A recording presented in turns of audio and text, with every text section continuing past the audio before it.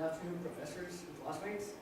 My team members are Beiheng, Qiaozhen, and Herminghaus and Miguel, Arriaza, and we're here to talk about Atrium. Are you guys familiar with Atrium? I've heard about it besides midterm presentation. Alright, I'm going to give you guys a little background information. Alright, what is Atrium?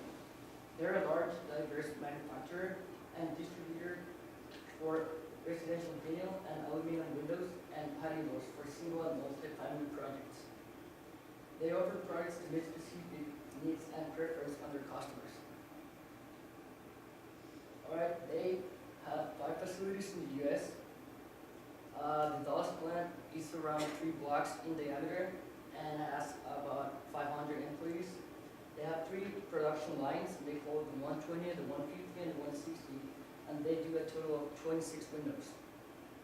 The way they work is they buy the glass from the distributor, then they build the patio doors and the windows, and then they sell them either to individuals as a custom product provided to small vendors and contractors, while also capitalize on legal distributors. The 120 line. We built the cost model for the 120 line, consisting of different types of windows. The tilt sash, if you see the window all the way to the right, is the small square window. That's the sash that opens from the window. And they do the single hung, in which is the entire window containing the sash. Then they have the horizontal slider, in which it just opens from side to side. The picture window is the one on the bottom, the big one. And they do special architectural shapes, such as like arcs and vents. So you can tell them if you want a special type of window and they'll build it for you. They have different stations, and they divide. They have 13 stations for the 120 line, and they build the frame, and they do the sash in different stations, and then they roll them together, and they clean it, they get it presentable, and then they wrap it to sell it. And what was their problem? They had high cost on the building doors and windows, and are assuring which models and sizes are generating income and how much per unit. They're afraid that they might lose money in some of the models due to the uncertainties. So they told us to build an Excel model, and Atrium wanted us to build it for one of the windows lines is the 120 according to the size, materials used, accessories, and amount of scrap on the labor cost. And they also asked us to build the ample model. So we started the time on each of the stations to determine how many types of windows they produce per day, and we built that ample model using constraints to maximize the overall profit for our processing line. So first I'm gonna explain the data we got from the Atrium. We got the several Excel files from them, but we basically use these 4. First one is the bill of material for the 120 single hall, horizontal slide, and the picture windows. It's basically the all material list will use in these 2 types of windows. Second one is light design.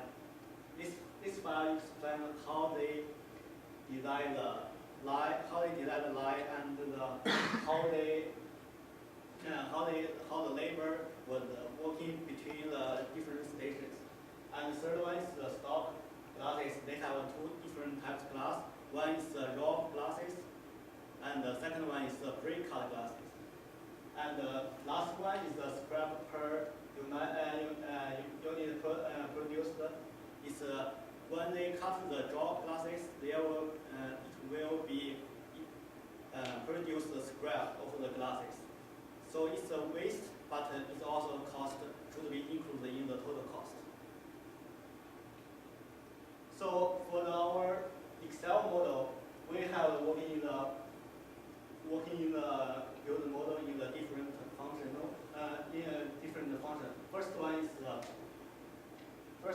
the frame sheet and the sash sheet. We basically measure the frame and the sash length, then multiply the unit cost in this project, get the cost.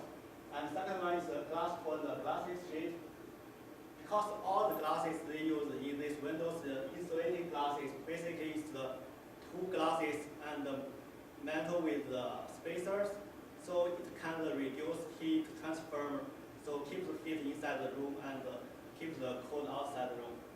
So that means when they build windows, each of the windows they use the two glasses, one inside and one outside. For the pre-cut glasses, they require us the pre-cut glass can be cut again in the factory. So when we use the pre-cut glasses, so we can be cut again. Also, we build the glasses scrap because we don't have the exact data from the factory of the glass scrap. So because they have the current programming is the measure of the different stations, how they cut the glasses. So they give us a general average numbers for the glass scrap. So it can be used for us calculations. Also for the screen sheet, it have two costs. One is the variable cost, one is fixed cost. For the variable cost, it depends the different size of the windows.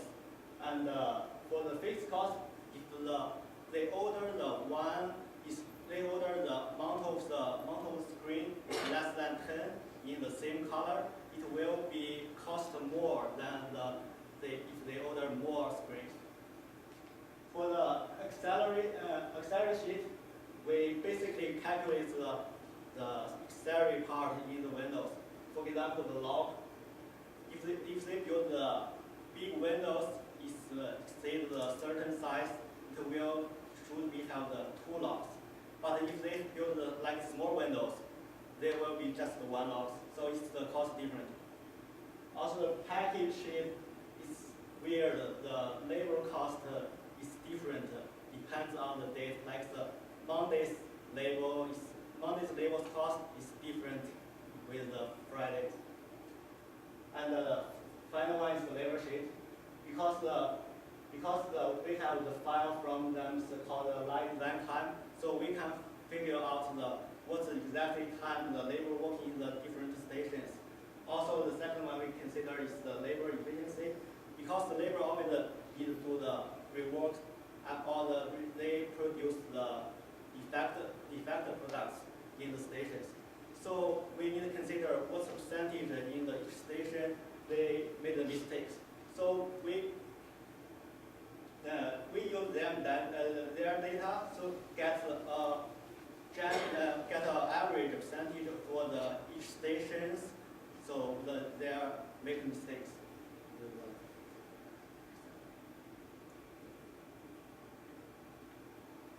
For the final, basically this is how the model looks like. We can choose the different types of windows here, and we can input the window size over there, and the model will return us the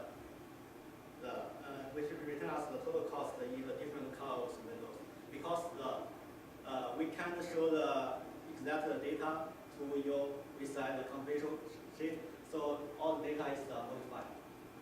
Now I'm going to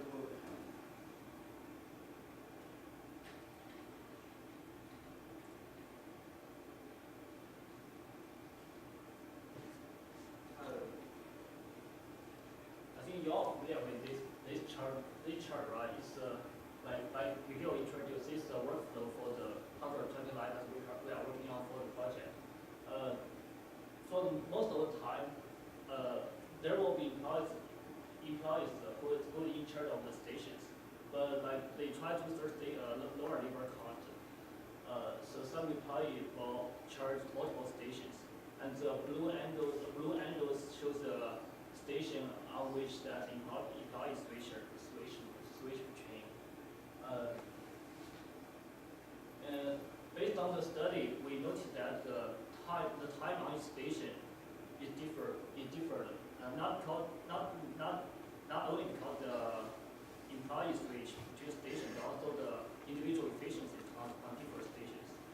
And we noticed that the processing time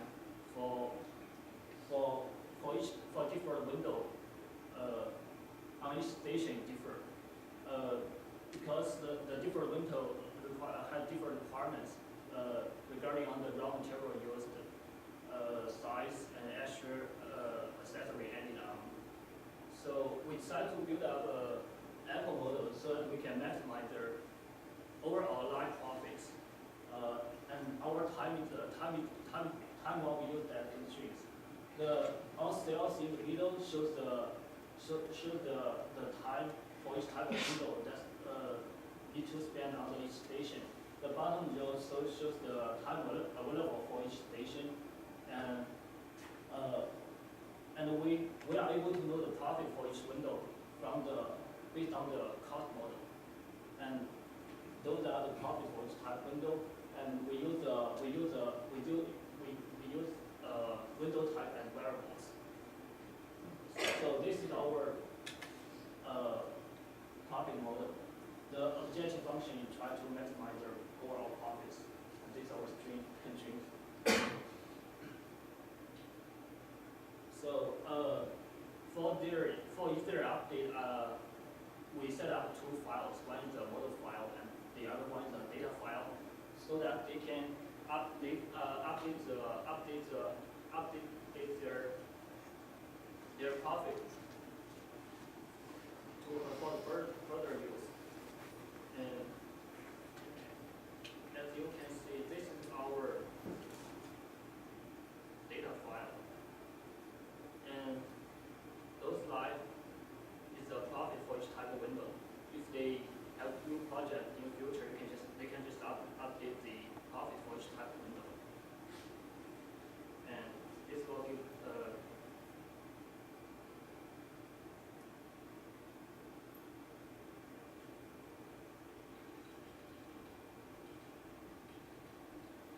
and this is the output. So our recommendations, as we started off our project, we noticed that we had the labor inefficiency, and we didn't know where to start. So they gave us some percentages. We started with that. We started asking around the line managers to see if we could get further than just an 85% overall inefficiency. That's including machines, it's including the laborers, mess up, scrap, and everything. So we want to know if they could just go ahead and, like, our suggestion to them was to go ahead and spend some more time to figure out what lines are messing up where, what stations are messing up more, and to go further from there so we can narrow down our search on which line was the most inefficient, which was the most efficient.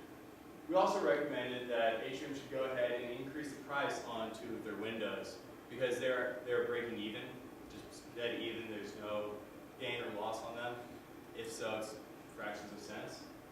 So we said that since they are the leading manufacturer of windows here in the Dallas area, they can go ahead and increase their price. The other recommendation we made is we found that they had two of the most profitable windows, and when we put them through our OR model, we found if they would produce 11 of the most efficient and most profitable windows to every two of the second most profitable windows, they would actually have the most efficient outcome, and this is what we wanted them to take then to sell to their wholesale distributors like Home Depot and such, since they're already standard-sized windows. So that's what they would do. So our conclusion, our pricing model in Excel was to find the problem. None of us really had too much Excel experience, so that was our big awakening moment. Our OR model was able to help us maximize efficiency by showing us the two most profitable windows on our line and how to put them together. And as I said, we make our recommendations towards going towards making more standard-sized windows, since the custom ones do seem to be the problem. And so overall, just a good learning experience for us. We learned how to work in the factory, and we got to walk around and see some new things. It was pretty interesting. It was definitely not a job I'd want forever, but it was still fun.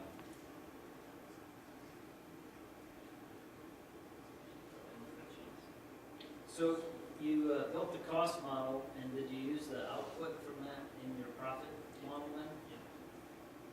Is that how you determine, that's like, did you scale it up, or did you just kind of use it as the cost?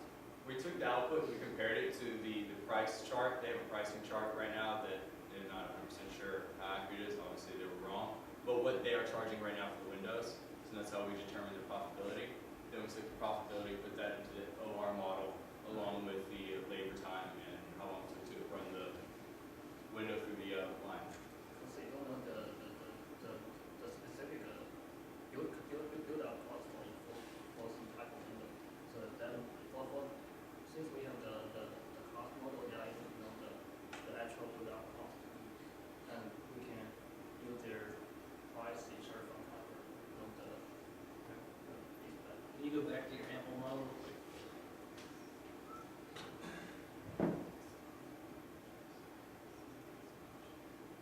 Do you want to look at the constraint or just you look at the code? Yeah, your equation, where it was. Yeah. So if you can just kind of explain that real quickly. Because like the window type is our variable. So for example like the 28 is the profit for the first window type, which is single type, and the object function you try to give the sum of the overall cost for 100 lab. Those 8 types of window are all produced in 100 lab, and for the constraint, like for the first variable, which is the single count, it requires 3.24 minutes on the. So that's in your previous slide? Yeah, that's bigger. So each constraint is your station, and each variable is your 1 through your 8 windows. They're offered on the 120 line. And the bottom row is the total time available for each station. So how well did your cost model meet what they expected as reality? Actually, we were very close because they had some guesses, and we were within $1 on one of them, and some of them we were a lot higher, but they suspected that ours was more correct than theirs, and they suspected they were losing money on some things.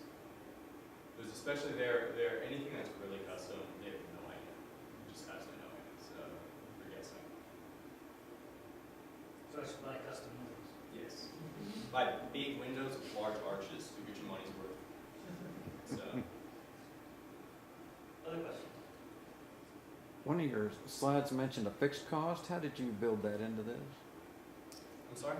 Didn't you mention a fixed cost associated with some of the? You said you had a fixed cost and variable cost, so how did you build in your fixed cost? Oh, well, Right there. Screen sheet fixed cost. okay. For the variable cost of the screen sheet, basically it just depends the size of the glass. If the glass is bigger, the screen also need to be big, so it's variable. But if they order the same color of the screen, it's like less than 10 or whatever, it will be cost more. Like it could be plus in this variable cost. And they have different constraints, like what's the amount of the screen the customer order. If they order like the much bigger amounts, maybe the cost will be decreased.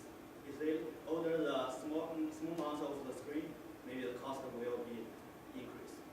Yeah, because they bought in two type of window actually. One is the raw material window, like it's very big piece, like they will cut on that raw glass, and that will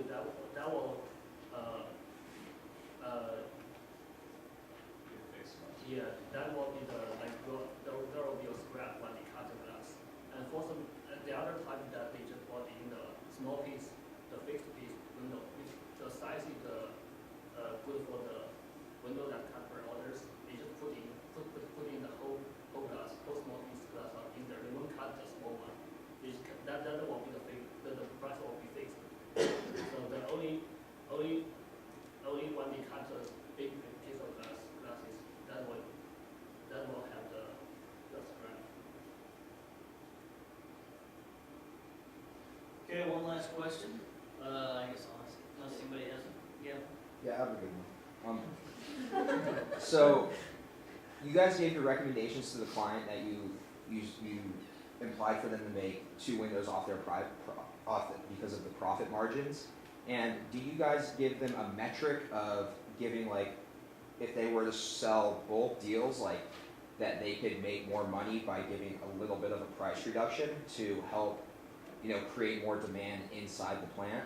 Well, they already have their different systems. They literally sell everything from a single custom window for one architect to they're already distributing to Lowe's and Home Depot. Those are already standard customers of theirs, and they do have Atrium windows on their shelves. So they already have everything in place, and their demands are already high. They just don't know what their costs are. So we didn't actually need them to sell more. We just wanted them to maximize their profit on it because they are selling a proper amount, and they're very busy. They just implemented